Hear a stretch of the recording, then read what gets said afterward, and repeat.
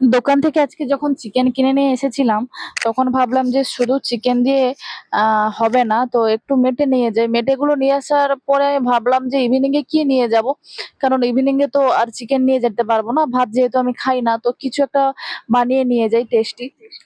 তো সেই কারণে আমি এখানে মাংসের মেটেটা নিয়ে নিয়েছি। তো আমার মাথায় একটা আইডিয়া এলো, আমি কি করলাম, একটু আলু বয়েল করে নিয়েছি, আর একটা গাজর ছিল সেটাকেও বয়েল করে নিয়েছি। আর তোমাদের কাছে আর কোনো সবজি থাকলে সেটাও বয়েল করে নেবে। আর সাথে আমি কি করেছি, মেটেটাকে ভালো করে একটা পেস্ট বানিয়ে নিয়েছি। তার উপরে দিয়ে দিয়েছি একটু ময়দা, দিয়ে ভালো করে দেবে নিয়েছি। দিয়ে গোল গোল এইভাবে দেখতে পাচ্ছ, গোল গোল পেড়া কেটে নিয়েছি। আর এটা আমি যেহেতু একটু সন্ধ্যের দিকে বানিয়েছিলাম, তো সেই কারণে একটু ছবিটা এরকম দেখাচ্ছিল না। সন্ধে ছিল না সেদিন, হ্যাঁ সেদিন খুব বৃষ্টি ছিল। তো যাই হোক, এখানে দেখতে পাচ্ছ সেগুলোকে আমি জলটাকে খুব ভালো করে একদম হিট করে নিয়েছি। জলগুলো ফোটা অবস্থাতে আমি দিয়ে দিয়েছি এই কোপ্তাগুলো। মানে এটাকে আমি বলতেই পারবো ওয়ান টাইপ অফ কোপ্তা। তারপরে যখন এগুলোকে হালকা হাতে নাড়াতে থাকবো, আর দেখতে পাওয়া যাবে কি এগুলো ফুলে ফুলে ওপর দিকে উঠছে। তো যখন এগুলো ওপর দিকে ফুলে উঠতে শুরু করবে, তখন এগুলোকে আমি নামিয়ে নিয়েছি। নামিয়ে নেওয়ার পরে তোমরা চাইলে ঠান্ডা জলে রেখে দিতে পারো, তাহলে কি হয়, ভালো হয়।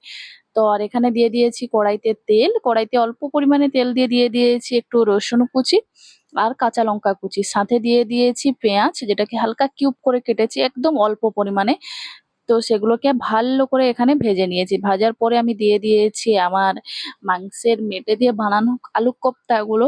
তো দিয়ে হালকা হাতে হালকা করে একটু নাড়াচাড়া করছি, বেশি নাড়াচাড়া করার কোনো প্রয়োজন নেই। হালকা হাতে একটু ভাজা ভাজা হয়ে গেলে তো ওপর থেকে দিয়ে দিতে হবে, এখানে আমি দিয়ে দিয়েছি টমেটো কেচাপ। আর তোমরা যদি টমেটো পিউরি বানিয়ে থাকো তো কোনো অসুবিধে নেই, টমেটো পিউরিও দিতে পারো। সেটা দিলে কি হয়, টমেটোটাকে আগে হালকা ভেজে সেটা দিয়ে একটা পেস্ট বানিয়ে নেবে, তাহলে তার টেস্ট অনেক ভালো হয়। নাহলে টমেটোর কাঁচা গন্ধ ওপর থেকে দিলে না, ঠিকঠাক লাগে না। তো এখানে দিয়ে দিয়েছিলাম আমি টমেটো কেচাপ। দেওয়ার পরে অল্প একটু জল দিয়ে রেখে দিয়েছিলাম। আর এভাবে দেখো আমার পারফেক্ট ভাবে একদম রেডি হয়ে গেছে। আর এটাই ছিল আজকের আমার ইভিনিং এর স্ন্যাক্স। হ্যাঁ, এটা দিয়েই আমি আজকের ইভিনিং এ স্ন্যাক্স করে নিয়েছি আমার ডিউটিতে। আর রোজ রোজ একই একই খাবার খেতে ভালো লাগে না, তাই ভাবলাম যে নতুন কিছু স্ন্যাক্স এ বানাই। আর এটা আমি ফার্স্ট বার ট্রাই করেছি, তো একটু আধটু এদিক ওদিক হয়ে গেছে। যেমন এটা একটু হার্ড হয়ে গেছে, কারণ আমি সেটা ঠান্ডা জলে দিইনি। তো নেক্সট টাইম বেটার চেষ্টা করব। ভালো লাগলে